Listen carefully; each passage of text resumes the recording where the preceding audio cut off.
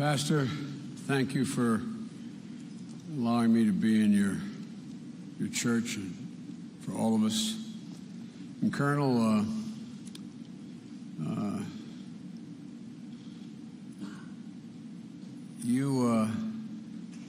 you understand as well as any law enforcement officer I've met over the last 42 years what this is all about. And Governor and Donna, thank you for inviting us to your home today before we get over here, and for your genuine leadership in this great state. And Mr. Mayor,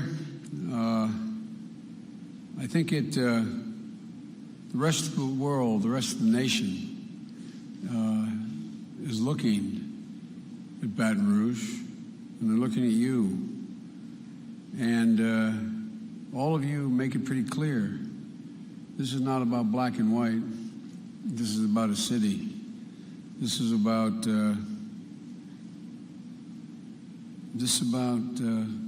what we're supposed to be.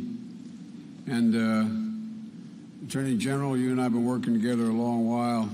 It's always an honor to be with you, and I know you've been deeply involved from the outset. And Chief and Sheriff and Chaplain Ellis, and also it was great to see, and it's an evidence of his concern, Mayor Landrieu from New Orleans is here as well to show his respects, and as his chief as well. Let me say to the families, memorials are for the living, for all of you. The fact of the matter is that unfortunately, Jill and I know from personal experience a little about what you're going through. When I was a young senator, a tractor trailer broadsided my family Christmas shopping and killed my wife and killed my daughter. I got that phone call. That dreaded phone call you all got. And then, just a little over a year ago, the love of our life, a genuine hero, the Attorney General of the state of Delaware, a decorated war veteran, our son Bo, we lost. And so we know, like many in this room know, that there is, we know from personal experience, there's little that anyone can say or do at this moment to ease the sense of loss, that feeling like you're being sucked into a black hole in your chest, that sense of loneliness, and the concern that how are we going to get through this? But I do hope you take some solace, as Jill and I have, from the fact that there's hundreds of members of this incredible fraternity and sorority, this law enforcement community, not only here in Baton Rouge and Louisiana, but throughout the country. I mean it literally, throughout the country, who your father, your son, your husband belong to. The one thing, unfortunately, I know from doing too many of these memorials over my career and being so close to law enforcement as I have been my whole life, they'll be with you your whole life. Sometimes you're going to want to get rid of them, but they'll be with you your whole life. Whether they know you or not, they'll be there. They'll be there for your daughter 20 years from now. They'll be there for your baby 40 years from now. It's a lousy club to belong to. But all those folks out there in uniform, you can pick up the phone and call 91 of them. You don't even know a single solitary one of them. And they'd show up in the middle of the night for you. So I hope you, it's an uncommon fraternity. because your husbands were uncommon men. You know, looking at Montrell's picture, I didn't know him, but he had that look, didn't he? He had that look like it's going to be okay. No matter what, it's going to be okay. And he was a big man, I'm told, a gentleman, a proud father of Mason. And when he was a young officer, I've told and been repeated here, ran into a building to save somebody else's son. When a neighbor, a state fraud investigator, was killed in the line of duty, he decided to become the mentor for his 3 sons.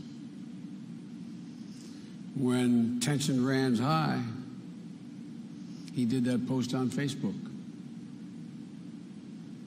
If I see you, need a hug, I want to say a prayer, I got you. I got you. You know, when Matthew, I don't know if they call him Matthew or Matt. What did you call him? Matt, that's what I thought. I didn't know anybody as big as him called Matthew. Not in my neighborhood. Matt, I understand that this is a guy who was just sort of made to serve, wasn't he? Just made to serve. He didn't know how to say no, did he? No, 4 years in the Marines, 9/11 comes along, and he joins the Army. Now, my son was a major in the Army, thought he should have done that in the first place, but that's a different issue. Joins the Army, ends up going back 3 tours in Iraq. As I was riding down, Jill and I were talking, I wonder if you knew my son. Not a joke. I wonder where he's stationed. I'm thinking about him. I've been in and out of Iraq 26 times. I wonder if you knew my son. I hope he did. They're the same age. They both were crazy. And then when he got back, my son was 42 when he went and volunteered. Your husband came back, your son came back. He decided he still wanted to serve, so he graduated from the academy at age 41. Made to serve. Made to serve. And Brad, 24 years, texted Tanya almost every morning, I'm told. Good morning, my love. Good morning, my love. A few hours after he sent that text, his buddies came under attack. And it's a phrase everybody's learning too well for the last 6, 8 years. He ran toward the gunfire. Almost everybody else runs away. He ran toward. Took a position behind a dumpster. When he saw a fellow officer wounded, down, that instinct kicked in. No one's left behind. You leave nobody behind. So he rushed into the maelstrom. He's experienced. He knew what he was doing. He knew the chance he was taking, but he did it anyway.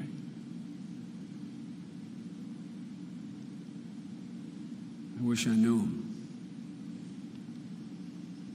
His funeral last Saturday, I'm told the kid said, "You're forever our Superman. Fly high." Well, he'd fly high for all of us. And I'm sure all of you, especially those of you who have suffered this great loss, are praying today for Nick, 18-year veteran, fighting for his life. I'm told when he squeezed the hand of one of his family members, she told him, "We need you," and he squeezed. You should keep talking to him. I was in ICU for a long time. I had a couple craniotomies and opened up my head a couple times. And when everybody thought maybe no one knew I was listening, I was listening. So keep talking to him. Keep talking to him. Nick, we need you. As I said, I know from experience that there's not much that, at this moment, that can help. But I also know for experience, and I promise you this, the time will come when you think of your son, your husband, your daddy. I promise you the time will come when it'll bring a smile to your lips before it brings a tear to your eye. It will come. It's not believable now. I didn't believe it. But it will.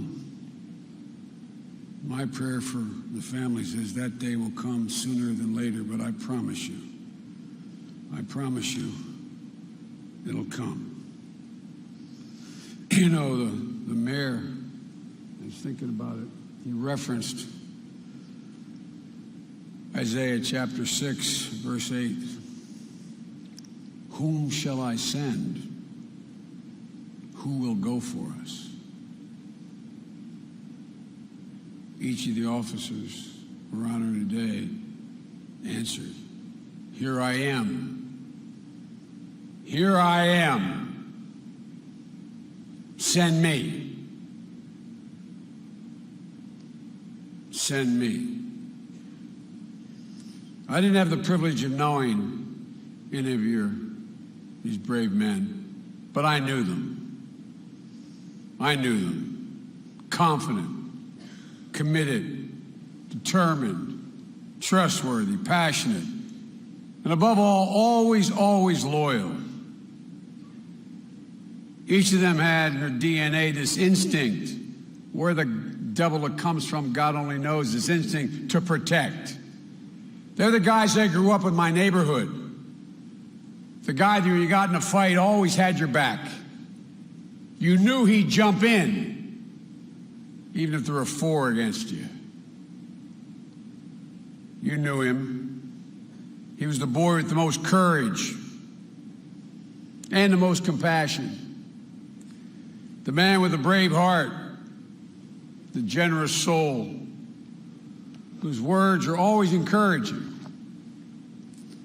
The son always made you smile when he turned and looked at you, just looking at you. He made you smile. The father who knew and you knew would always be there, just the way he touched you.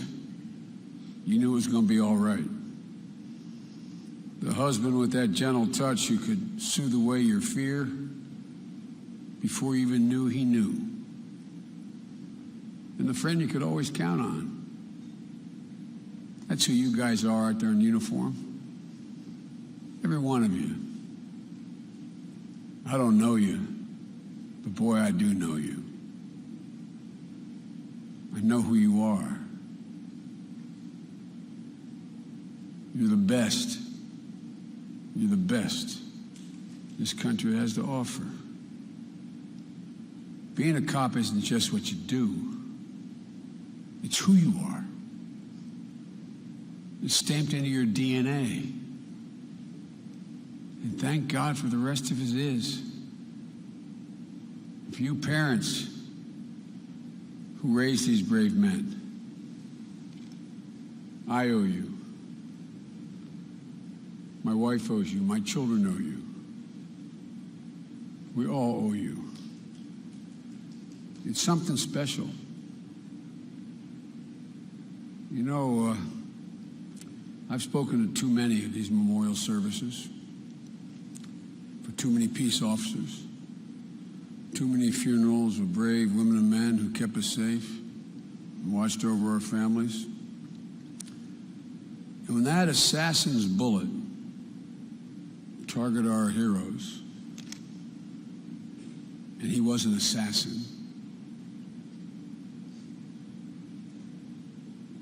he not only targeted them, he targeted this city.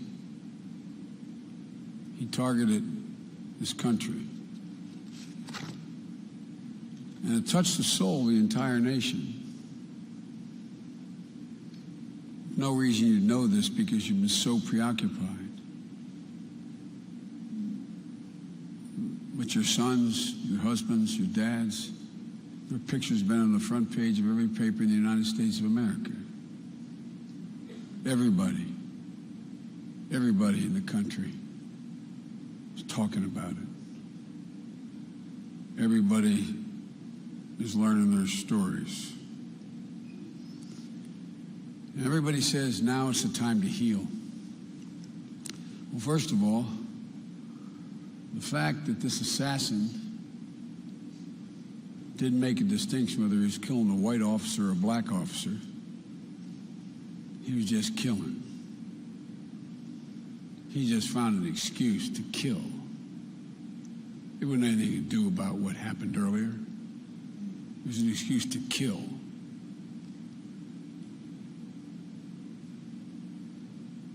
Because, you know, you need to heal. But what I found out was when Alton Sterling's aunt, Sandra, who raised him, ran into Montel's dad when they met.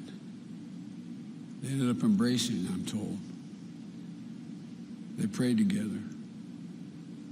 Because loss is loss is loss. And metaphorically, it looks to me like they began the healing. And now the city has to reach out. The country has to reach out to law enforcement and let you know how much we care. You know, not too many years ago, with the help of the FOP and NAPO and the city chiefs and the sheriffs, I sat down in the early 90s and we decided we had to do something about violent crime in America. And you guys helped me write the Community Policing Act legislation. Because you're the ones that told me, those of you in uniform, that in order to heal, you have to know. In order to heal, you have to understand who you're dealing with. You told me that the better the police know the individuals in the community, not just generically the community, and the better the community knows the police, the safer both will be, the cops and the community. Some of you know Bill Bratton, now the commissioner up in New York. When he was a commissioner in L.A., when they were having those, what we refer to as race riots, he told me that an African-American woman, an activist, came up to him and said, "Chief, there's a greeting in the Maasai tribe in Africa when they walk up and greet you. They say, 'I see you.' They say, 'I see you.' Meaning you're not just an object, I see you as an individual. And we got to start seeing one another again. The fact of the matter is that, as all the police officers here can tell you, and every mayor and governor, beginning in about 2001 or 2, we drastically cut law enforcement across the country. We drastically cut the funds for training and for the number of shields. Because community policing is really an intensive requirement. It was all designed to put, that's the reason I put 100,000 more cops on the street. so that they could get to know the community.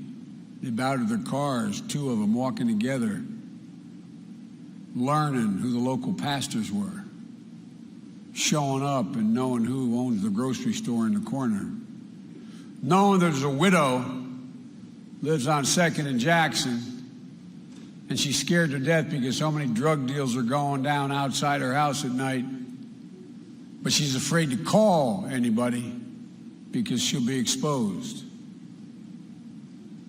And the local cop giving him a card and say, here's my personal number. Call me, you'll be protected. Making sure that you actually get to know one another. You know, it used to be you guys had the resource to show up and hang out at the Boys and Girls Club.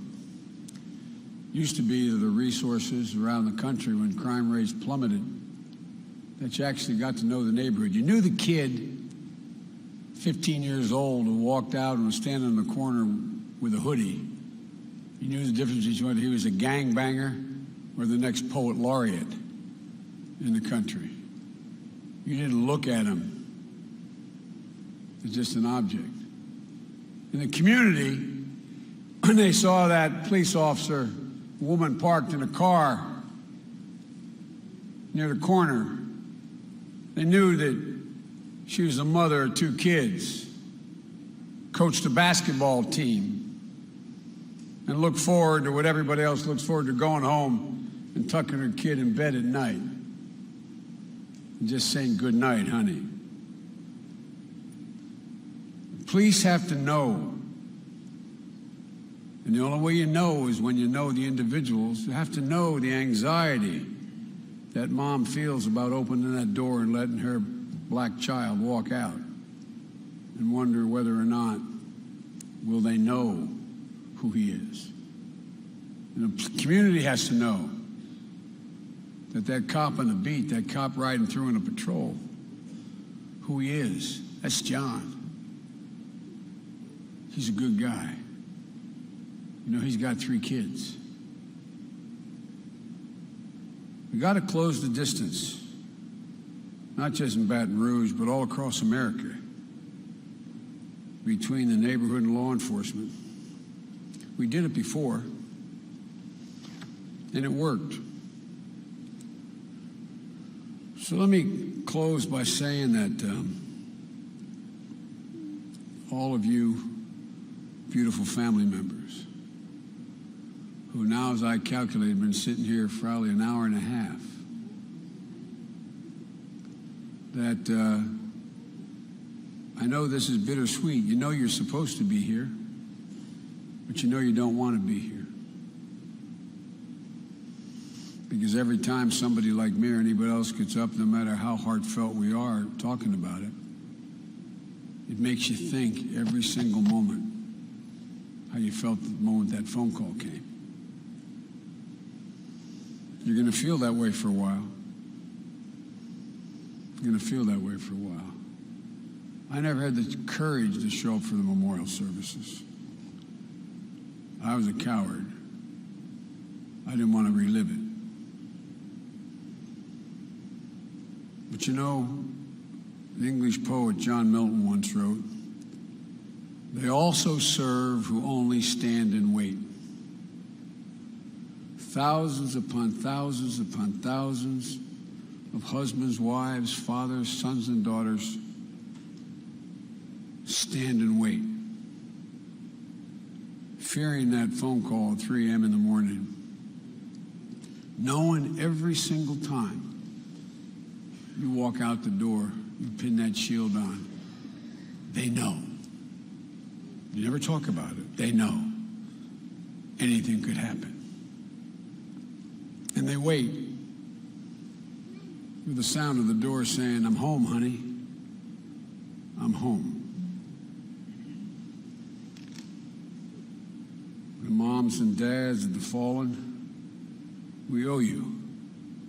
You've raised fine men who devoted their lives to protecting all the rest of us. And we know there's nothing that can replace your son your husband, your dad, your brother. But I can also tell you from experience, in the deepest recesses of your heart, they'll be there. They'll be the voice you hear in your ear, for real. It's going to sound strange. They'll be the voice you'll hear saying, it's okay. That's the right decision. Or no, don't think you should do that. They'll be, when you look in the mirror, it's going to sound strange to you. You look in the mirror and you'll see them staring back at you.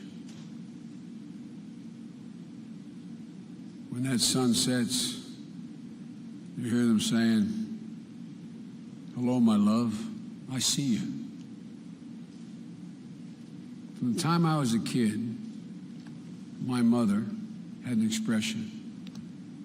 She'd look at me and my brothers and sisters and say, remember, you are defined by your courage and you're redeemed by your loyalty.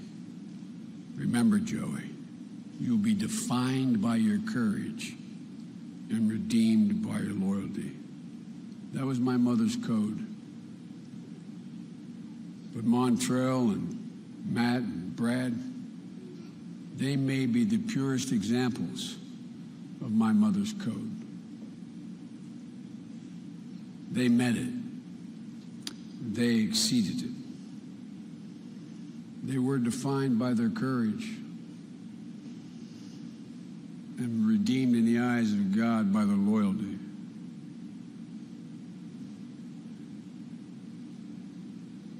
It's no real consolation now. But it matters. It matters to all the rest of these folks in uniform. It matters who they were. And it matters who we are as a country. Defined by their courage, redeemed by their loyalty. May God bless your families. And may God protect all of those of you who pin on that shield every day and walk out to protect the rest of us. We owe you. We owe you. We owe you.